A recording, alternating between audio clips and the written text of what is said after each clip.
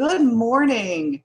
My name is Angela Stopper, your Chief Learning Officer, and I'd like to welcome you to the 8th Annual Next Opportunity at Work Conference.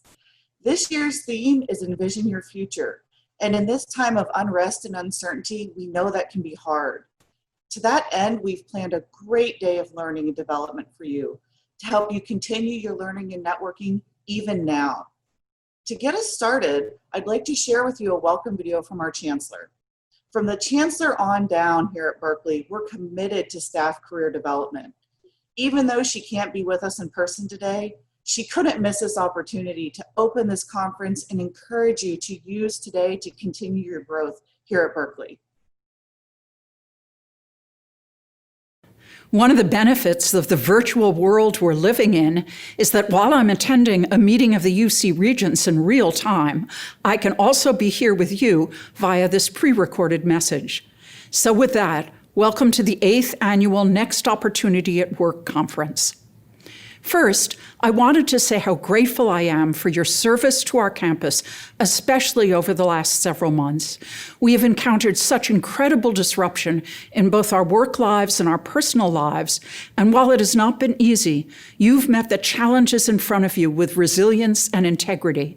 I want to thank you from the bottom of my heart for everything that you are doing to keep Berkeley strong. I also want to thank you for taking time today to focus on your career and your own professional development. A commitment to continuous learning is not just something we hope to foster in our students. It is important for staff as well. It makes us better at our jobs. It helps our campus run more smoothly, and it is essential if we're to have thriving and satisfying professional lives. According to Gallup, one of the most important factors contributing to career satisfaction is the opportunity to learn on the job. In fact, for workers in their 20s and 30s, the opportunity to learn and grow is the single most important factor in how they view their work. Today is a day that is devoted to your growth. I hope it helps identify and hone your strengths, understand and learn how to account for your weaknesses, network, build your skills, and be inspired by amazing leaders across campus and beyond. I also hope that your learning doesn't end today and that you take advantage of Berkeley's career resources all year long. This year's conference theme is Envision Your Future. I hope you take inspiration from today's conference to envision a great future with us here at UC Berkeley. Thank you again, and have a wonderful day. Wow, what an inspiration. With that, let's get our day started. To that end, I'd like to introduce you to our champion and the man who is the ultimate sponsor for the NOW conference, Eugene Whitlock. Eugene is our campus Chief People Officer and one of the strongest supporters for staff development here on campus. Eugene, welcome. Thank you so much for your support and for being here with us today. Thank you very much, Angela. And I'd also like to thank the Chancellor for joining us virtually. We're very fortunate to have a leader such as Chancellor Chris, who truly is a champion of staff and for career development. And at People and Culture, as you know, we are here to support your development. You're not just an employee who works here who's doing a job. We want to support you in developing a career and helping you achieve your goals. This is the 8th annual NOW conference and the very first virtual conference. And pulling this together was no small feat. So I'd like to start by thanking all of the people who worked behind the scenes to put this together, pivoted on a dime, as they say.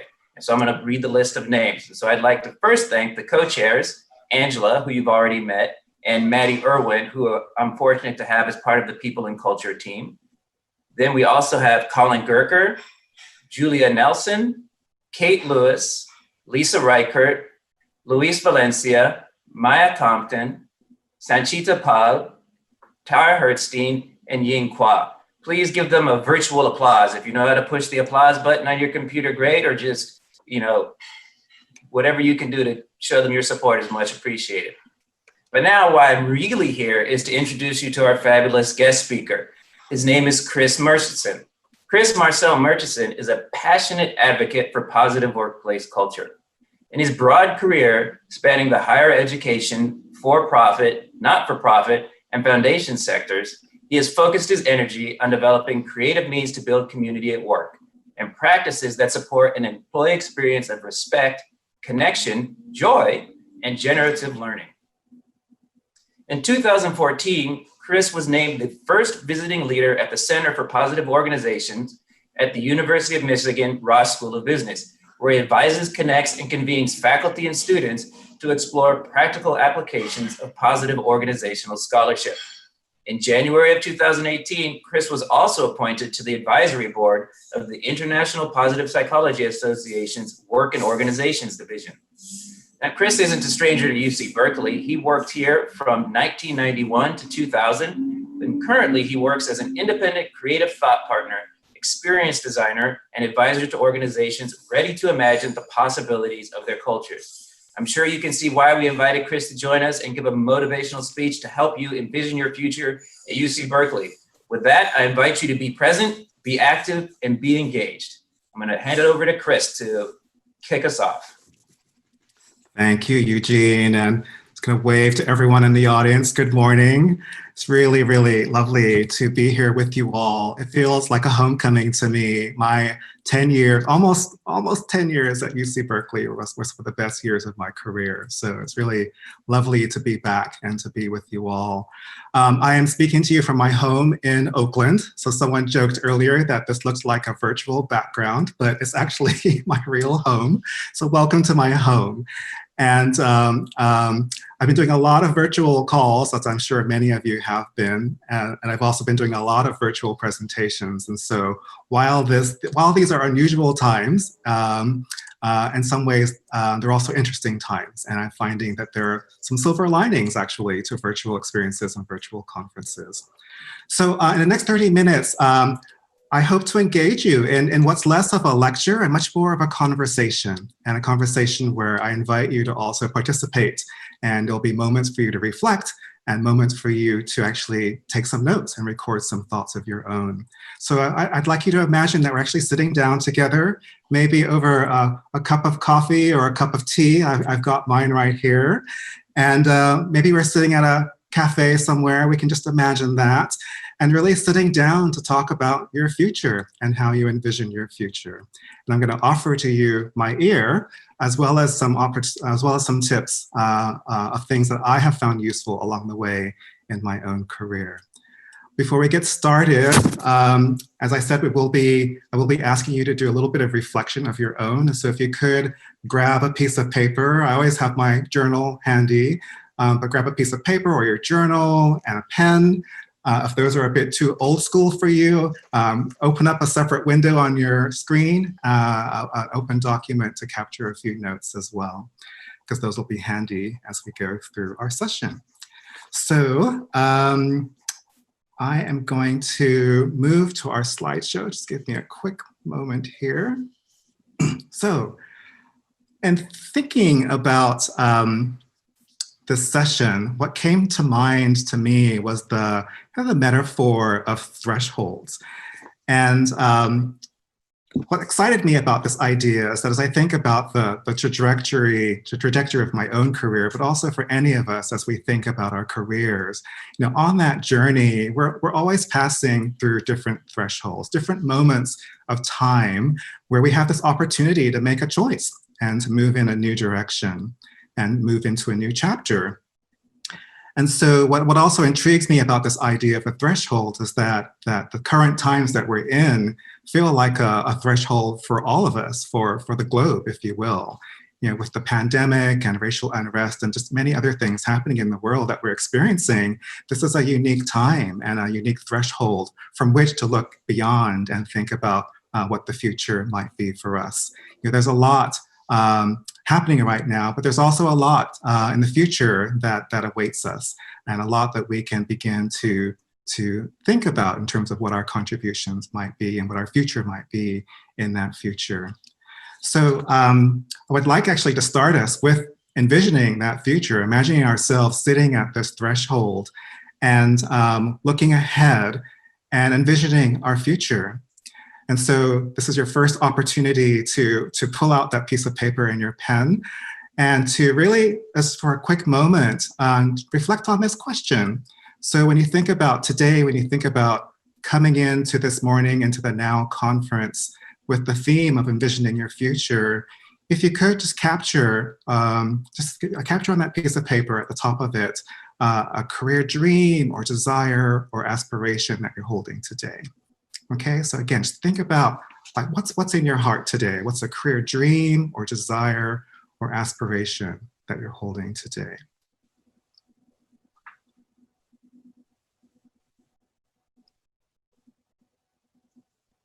I'll give you a moment of silence to just really take that question in, give it some thought. And then again, if you could capture it at the top of a piece of paper, that would be great.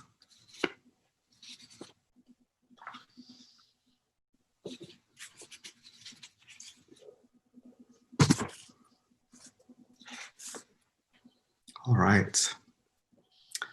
So I thought a lot about career. In fact, I used to do career development work in my younger days.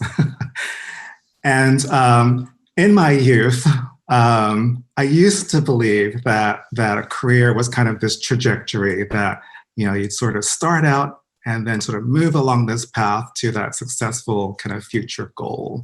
You know, as an example, I mean, I spent many years in university life. And so when I began, after getting my master's degree in higher education administration, I thought that I would start out in residential life and that I would just kind of climb the ladder. And then eventually I had this dream of being a dean of students in a small university somewhere. I imagined living in a small brick house with a porch and a picket fence. I mean, I really had this vision in mind. And it was really exciting to me. It was something that really gave me a sense of meaning and purpose and something that I looked forward to and worked towards for many, many years.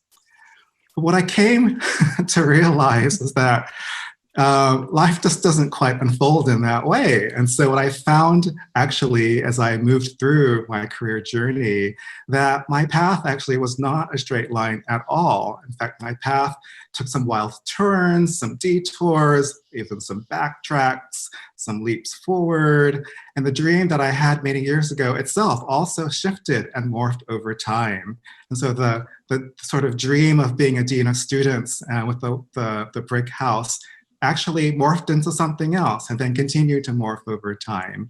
And so what I learned is that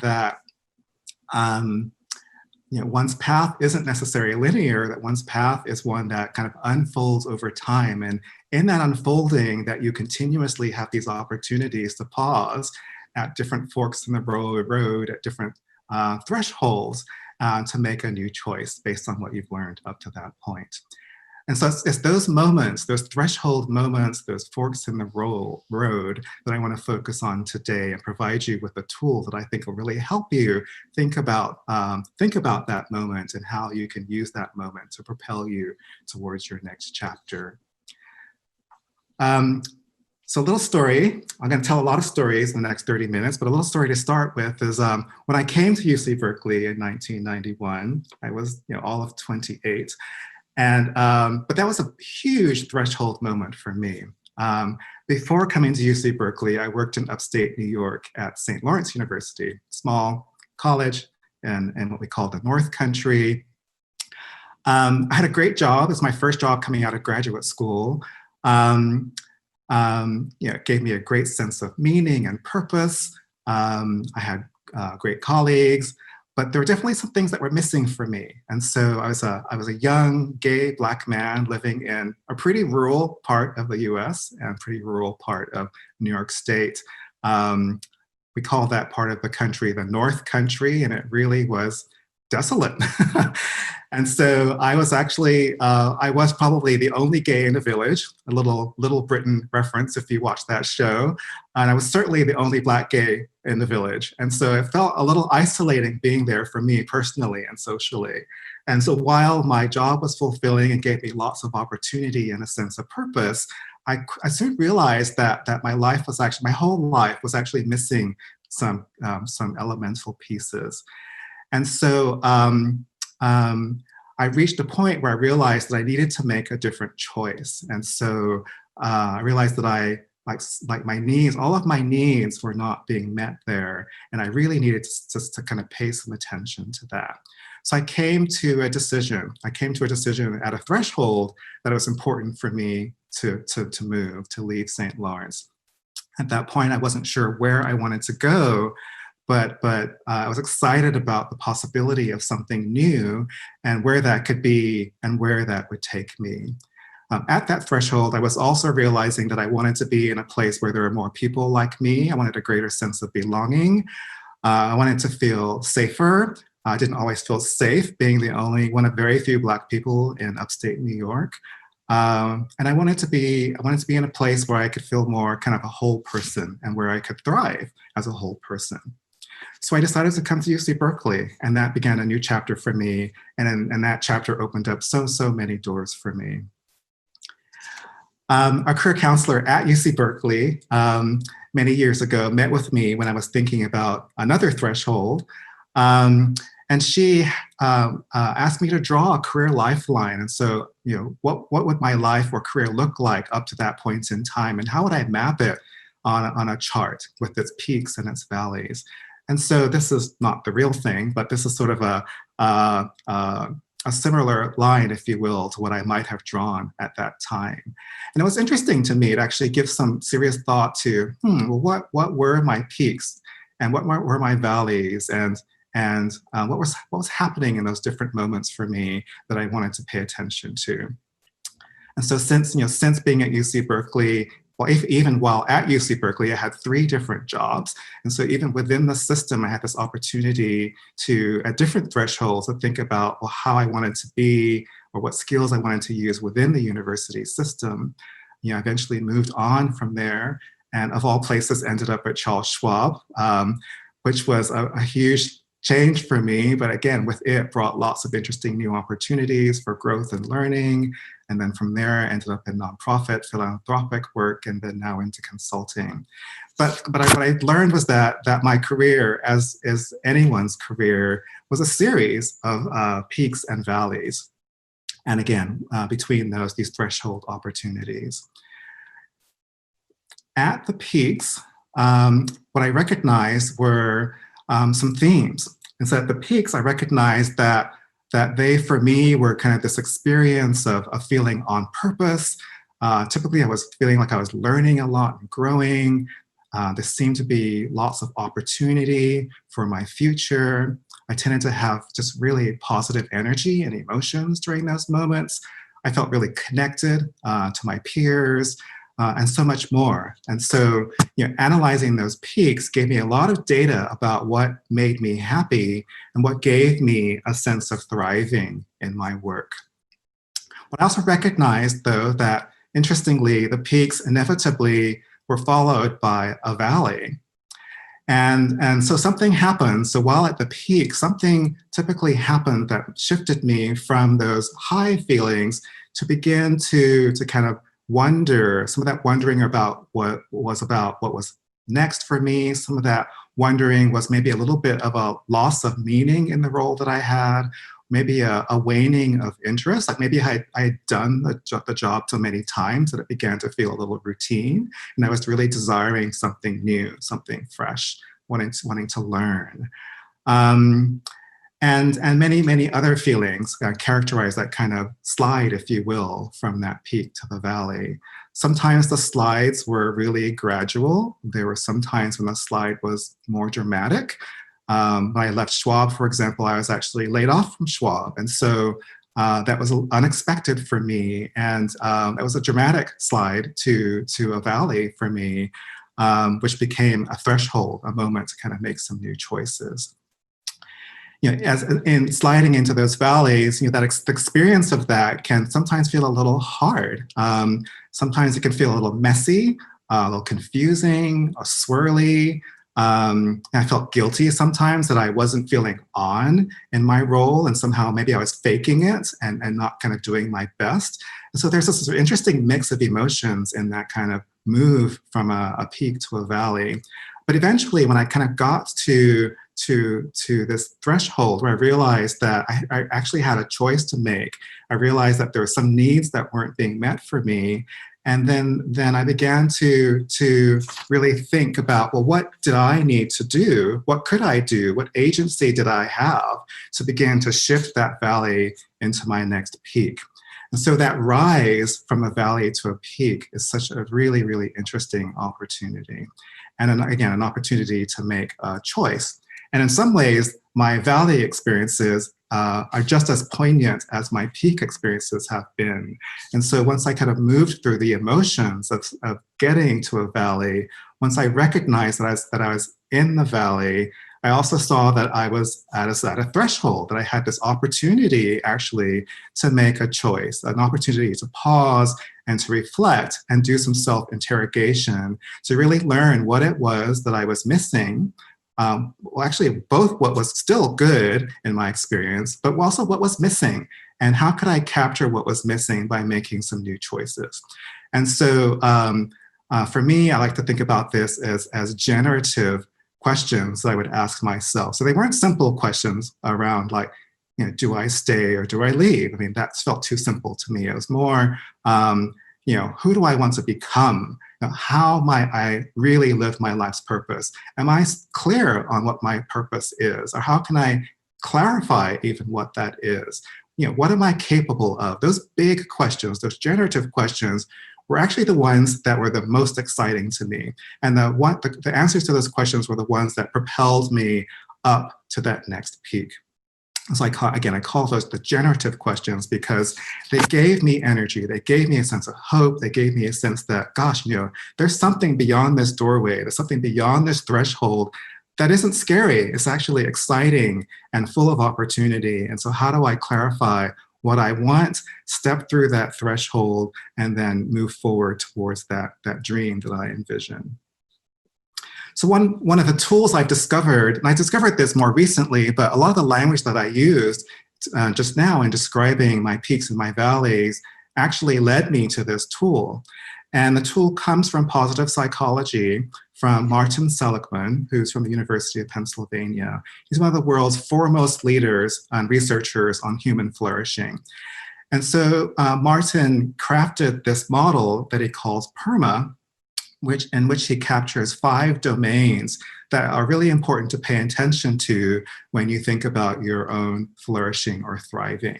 And so if these conditions aren't met, you're likely to not be thriving in the most possible way that you can.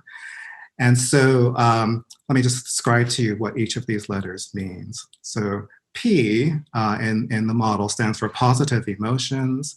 E represents engagement. It's sort of your engagement in life, but also here, particularly in your work, that you have positive relationships, positive sense of meaning, and then finally, a positive sense of accomplishment. So let's just walk through each of these in a little bit of detail, and I'll share a story to also illustrate these and give you an opportunity to do your own reflection on how each of these are being met for you right now. So let's begin with P for positive emotions. And so positive emotions really represents kind of the experience of having heartfelt positive emotions in your life. And here we're going to focus on work. And so researchers have found that positive emotions like joy, gratitude, serenity, hope, any number of positive emotions, really create a full and kind of positive life for us, and brings us a sense of satisfaction in our life and in our work, as well as success. So my story here, as an example, is I'll call it emotional nudges. And so for me, in my peaks, as I explained, those were moments of high positive emotion for me. And what was noticeable to me when I was moving off of my peak and maybe sliding towards a valley, I was noticing that kind of shift in emotions for me. And so that shift was really important to pay attention to. And so I'll just give a funny example. So when I was working at St. Lawrence, I was very dedicated to student life, and I worked in the residence halls, and my office was in the residence halls. And so I was really engaged and embedded. And so in my 3rd year there in the residence halls, I noticed a shift in my energy, a shift in my emotions, where one weekend I came into work, one Monday after a weekend I came into work, and there was a story of a student who'd done yet another crazy thing, which was pooping in the washing machine. And I just had it. I mean, to me, it was sort of the straw that broke the camel's back. It's like, this just isn't fun anymore. And so for me, my sort of attachment to this particular work, it just shifted my emotions in that moment. And I thought, gosh, I'm just not so sure that this is work that is generating the kind of positive emotion for me in that moment that I really wanted. So silly story, but with all seriousness, noticing that shift was actually really important to me. And that kind of began me moving to thinking about, well, if this is no longer feeling quite right for me emotionally, how do I kind of move forward to something that might be even more fulfilling? So what I'd love for you to do is, on your handy piece of paper, you could even chart this out as seen here on the screen, but just in that first column to the left, put a P or write in positive emotions. And then I'd like you just to think about, like, what is the quality of your emotions now? And when I say now, you can think about this year so far in 2020. So just think about, what's the quality of your emotion? Are your emotions positive? Are they negative? Are you feeling hopeful, fearful? So just think about that question. Put down a score, a number between 1 and 10 that you think captures how you're feeling. And then if you want to, maybe add a sentence, just giving a short description that describes your score. Okay? So thinking about the quality of your emotions right now, and then give that a score on a scale of 1 to 10. Give that a score.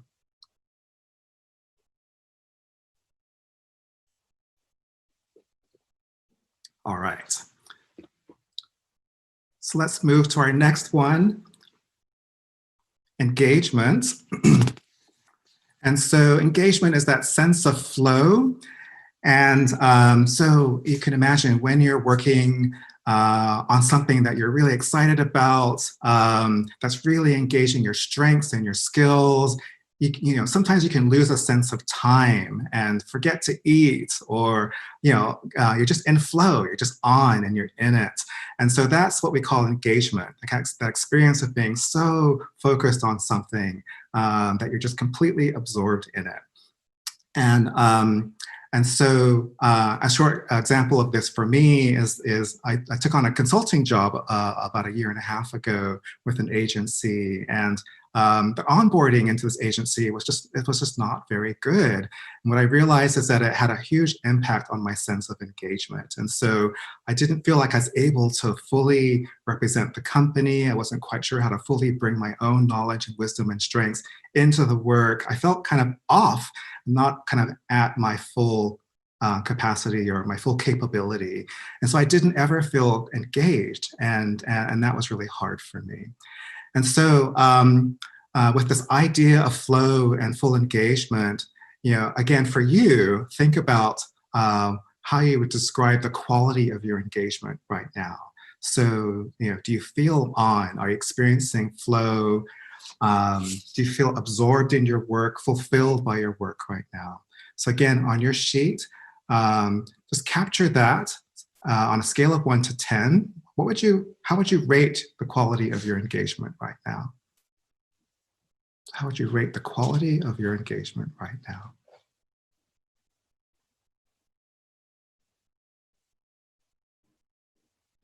Okay, we'll move on to the R for positive relationships. So there's lots of research that talks about the benefits of positive relationships and positive connections. Connecting with someone meaningfully increases our oxytocin, increases our sense of being a part of something, being supported by others, and that's kind of supports our sense of well-being in the world. In my job later on in the nonprofit called Hope Lab, I had the opportunity to kind of build a community and a workplace culture there that became very relational, almost family-like. And the relationships we had with each other were extraordinarily positive and supportive and respectful. And that felt so amazing and just gave all of us this boost of our sense of thriving, that we were connected together, doing important work together. It's quite remarkable. So again, as you think about your own situation this year, right now, how would you rate the quality of your relationships at work right now? So do you feel connected? Do you feel respected? Do you feel appreciated in your relationships? Are those relationships positive? So on a scale of 1 to 10 on your sheet, again, just capture a score that you believe represents the quality of your relationships right now. So positive relationships. What's the quality of your relationships right now?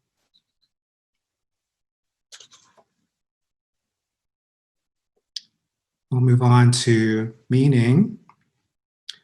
Do you have a sense of connection to something bigger than yourself? Do you have a sense of purpose? Certainly we want to ask that question about our lives, but equally as important, do we have that sense of meaning and purpose in our work? A story here, when I was at Cal, I had the opportunity to create a team called the Cal team, which participated in the AIDS Life Cycle event every year.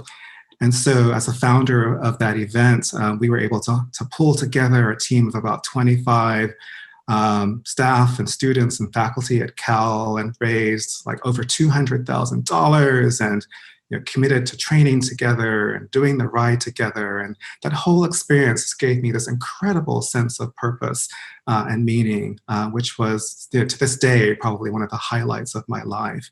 So again, it felt valuable to me. It felt worthwhile. It felt like I was doing something really important to support not just the Cal community, but also to support the world. So again, with that in mind, think about meaning in your own life right now.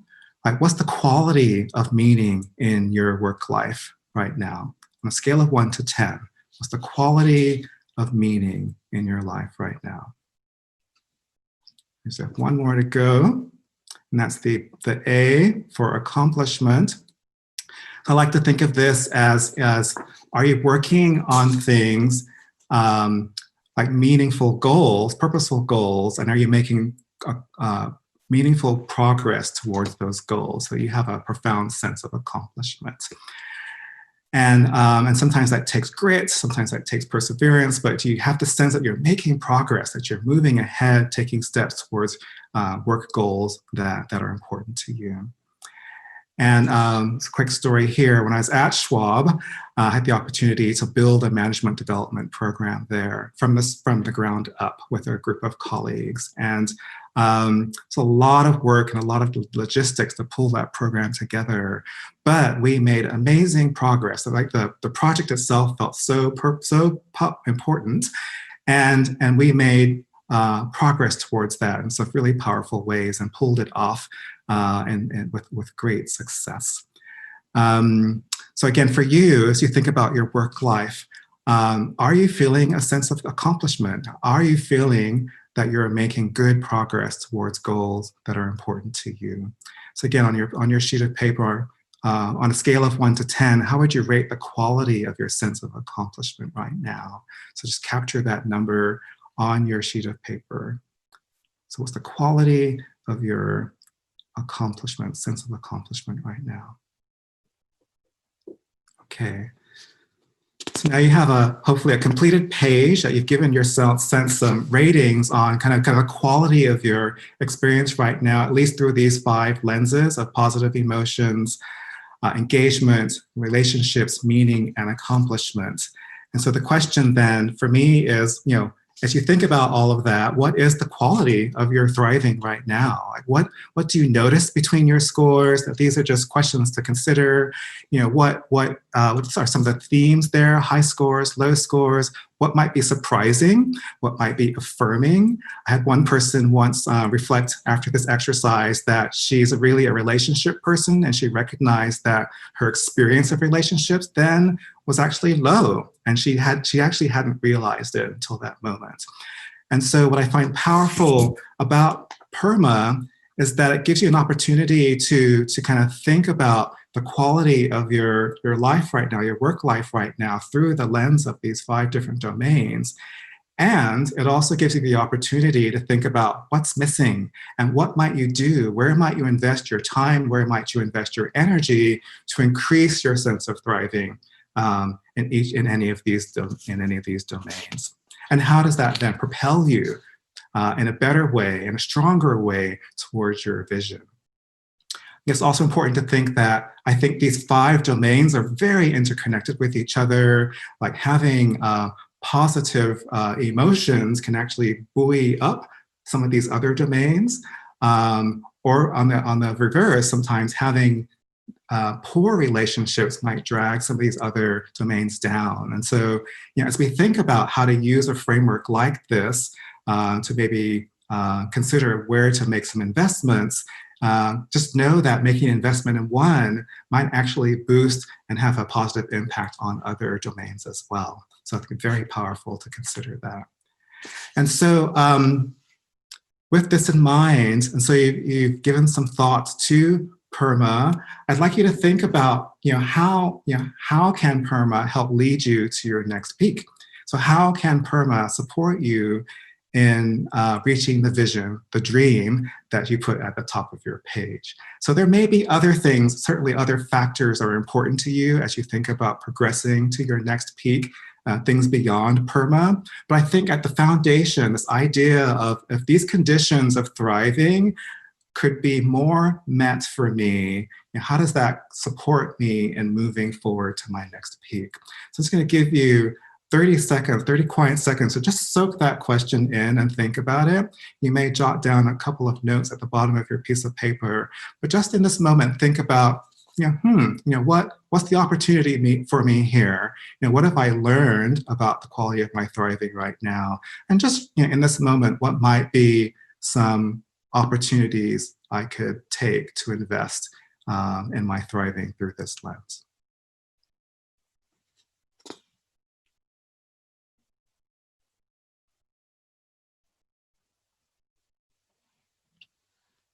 Okay, so I think PERMA can also help you today as you go through the conference. I know that you're all choosing different activities and workshops and spending time with career coaches even. So the opportunity to kind of bring this thinking to a career counseling session seems really powerful. The opportunity to think about PERMA and where you might want to invest some energy might be an opportunity to think about which session you want to choose that might increase the quality of your emotions or engagement or relationships or meaning or accomplishment. So I offer that to you as an opportunity to support you as you go through today's conference, but also to support you beyond today in terms of how you can kind of reach towards your vision, towards your next peak. I think stepping through these thresholds takes some courage. And so I think, being in a valley, or being in a peak is a marvelous moment. Being in a valley is a marvelous opportunity.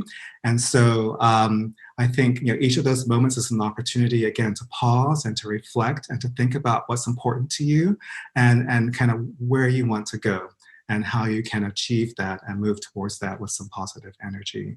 And so I hope this tool is useful for you. It does sometimes take some courage to step through that door. Sometimes you don't know, or you might fear what's on the other side. It might feel uncertain or even ambiguous sometimes.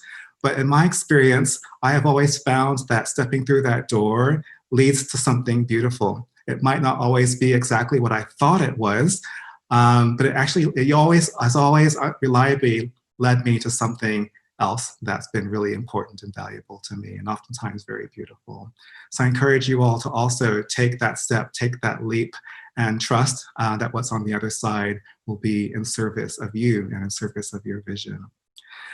So I want to thank you all for being with me today. It's very odd to be on screen and to not be able to see all of you, but I'm trusting that you're all still imagining that we're sitting at a cafe having a cup of tea or coffee together, and that you've enjoyed the conversation and that you have something helpful to take along with you and support you on your career journey. So with that, I'm going to hand the mantle back over to Angela. And thank you all and wish you a very good day. Thank you so much, Chris. What a wonderful tool and what a wonderful vision for our future. Really inspiring and just a great way to start our day. Thank you so much for that.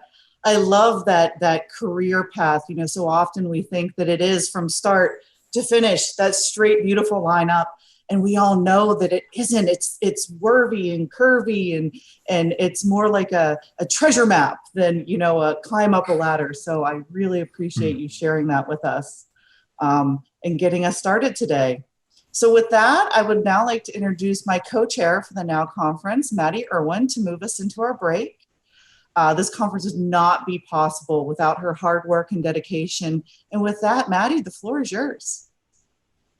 Thank you so much, Angela, and thank you, Chris, for your amazing keynote.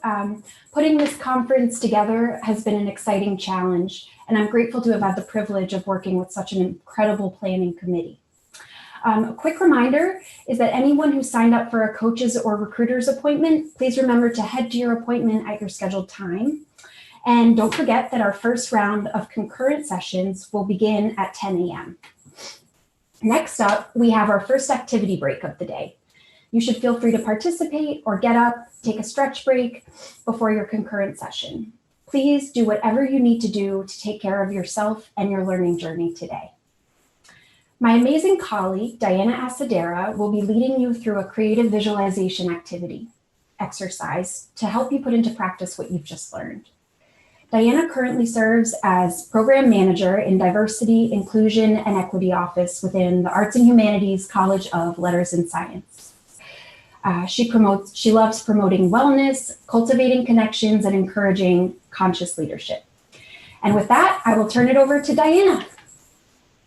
Thank you, Maddie. Hello, everyone. I'm Diana, and I'm honored to be present with you all. I appreciate each of you for allowing me the opportunity to share this experiential creative visualization. This adventure is going to include ideologies and tools and techniques that I have explored and integrated into my spiritual journey over the years. I'm going to emphasize focusing on your strengths and bringing to mind vivid images and ideas through your power to connect to your own unique creativity and gifts. My intention for us today is to create a safe space as we delve into self-awareness, self-discovery, filled with potential to emerge as a mindful leader who positively impacts our communities at large. Lastly, if I phrase something in a way that does not align with you, please feel free to alter or change the words in your mind to match what is best for you. So let's begin. I invite you to find your way to a comfortable seated position or make adjustments to lie down, whichever feels good for you at this time. Gently close your eyes, allowing for your body to relax and attune deeper to your being and inner calling as we begin. I invite you to place your hands on your belly as we begin to settle into our bodies and feel ourselves sync with our breath and arrive fully to this present moment. May the images, sensations, and ideas that unfold in your mind align perfectly with what is needed on your personal journey. I invite you to allow openness to receive the messages that are being revealed to you. And if nothing comes to mind, know that this is also perfect. You can always reconnect to your breath, letting go, and beginning again. That's our power of resiliency. As you take a deep inhale in, go ahead and expand your belly out, creating space.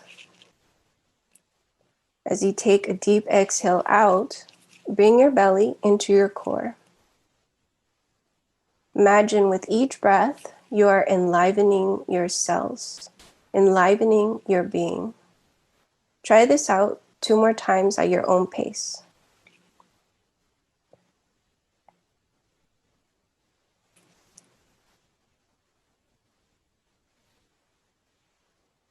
Now, envision you can go anywhere in the world. Where would you take yourself? Visualize yourself traveling from the here and now and arriving to that place. preferably a natural environment. Perhaps you find yourself in a field of flowers or a white sandy beach, a lake by the majestic mountains, or in the deep green forest with the river flowing. Allow your mind, body, and spirit to gently land in this special place you have created. Take some time to imagine all the beautiful details and see yourself fully enjoying and appreciating your surroundings.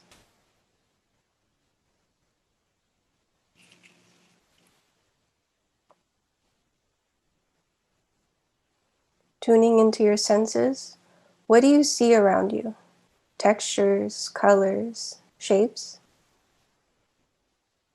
What sounds do you hear? Water, birds, the wind? Are there any smells emitting from the environment you have landed in? Something fragrant, something sweet, fresh? Maybe you're feeling a sense of awe and wonder, a deep gratitude or serenity in this place.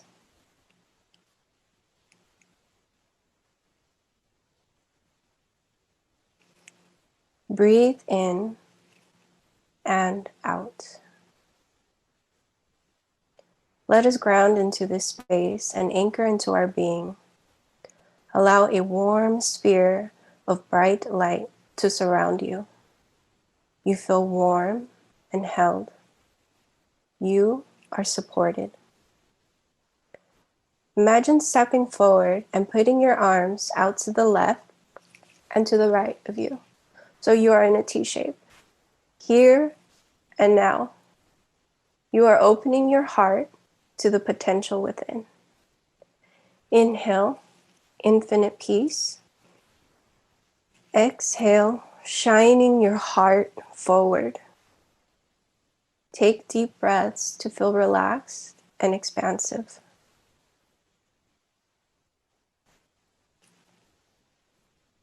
Now bringing awareness to your heart.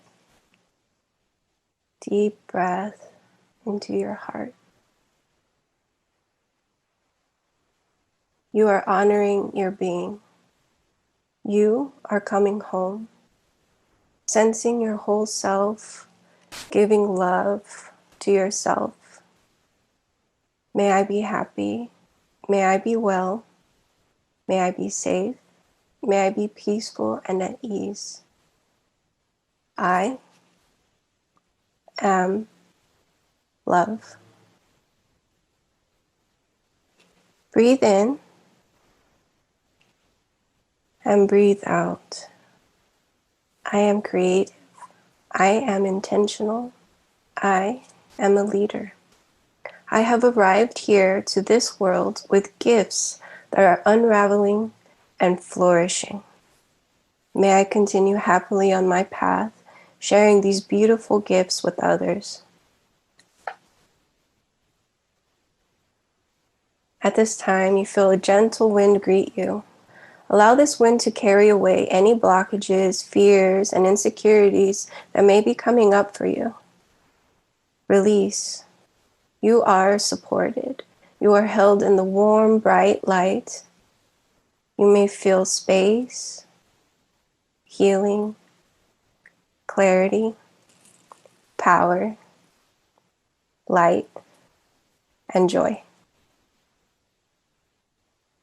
I invite you to bring your hands to your heart center. Deep breath in and out, allowing for peace to fill your heart. Take a moment to be with this energy and in this sacred moment.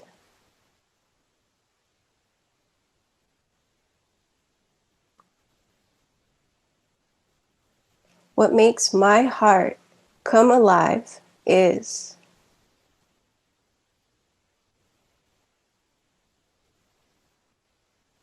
deep breath in and out. Listen. You can trust the power of your heart and awareness. Trust.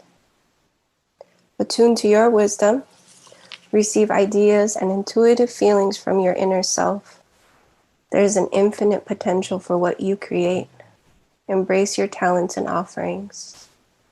Embrace your gifts. These gifts are your strengths. You may feel calling to conscious creative action. You are ready. Take a long, deep breath in and out. Now bringing your focus to one gift, to one offering you're inspired to share with your family, your community, with the world, something that spurs a positive impact.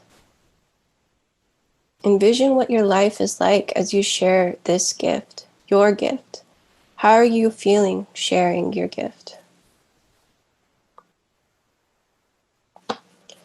Experience sharing your gift as already achieved. Notice how good it feels.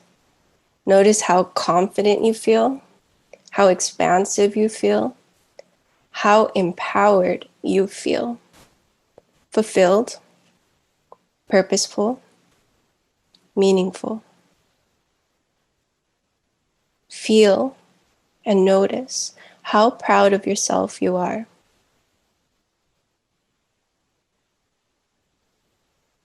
Deep breath in and deep breath out. This is your experience of life. You are the mindful leader that shares this gift and vision and intent. As you share this gift, call in the qualities of strength, wisdom, compassion, loving kindness, clarity, creativity, healing power, and any other quality you would like to call into your being at this time.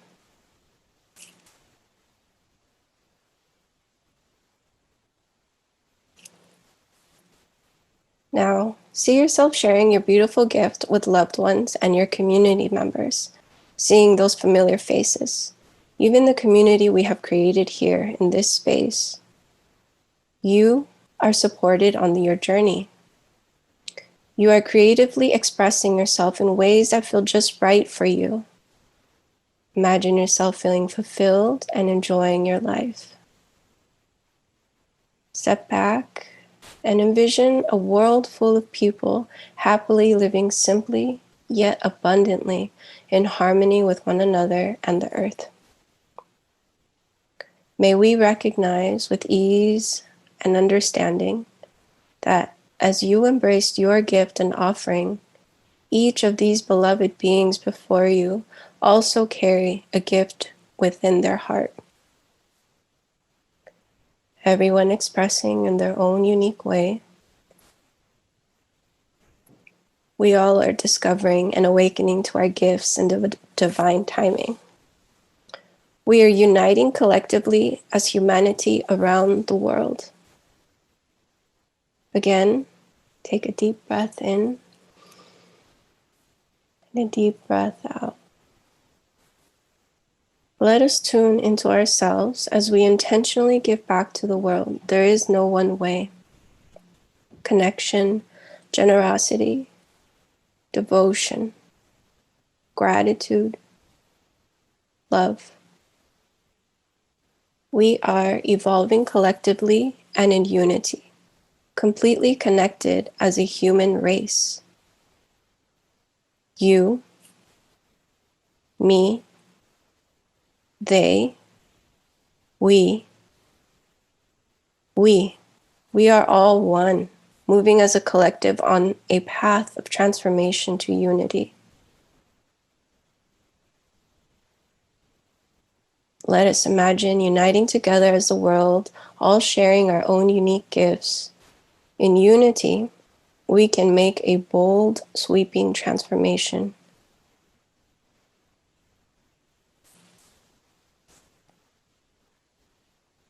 Inhale in, exhale out. Now bringing your palms to your heart center. Thank you for this blessed vision. Thank you for this vessel that contains complete potentiality and all of my gifts.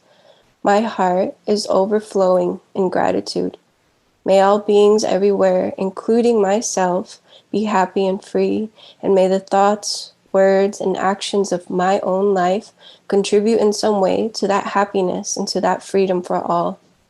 This, or something better, now manifests for me in harmonious ways and for the highest good of all connected and concerned. Inhale, infinite peace. Exhale, shining your heart forward. We will now Om one time together as a collective. Om is a primordial sacred sound that connects us with Mother Earth, our heart, love, and oneness. So everyone take a deep inhale in and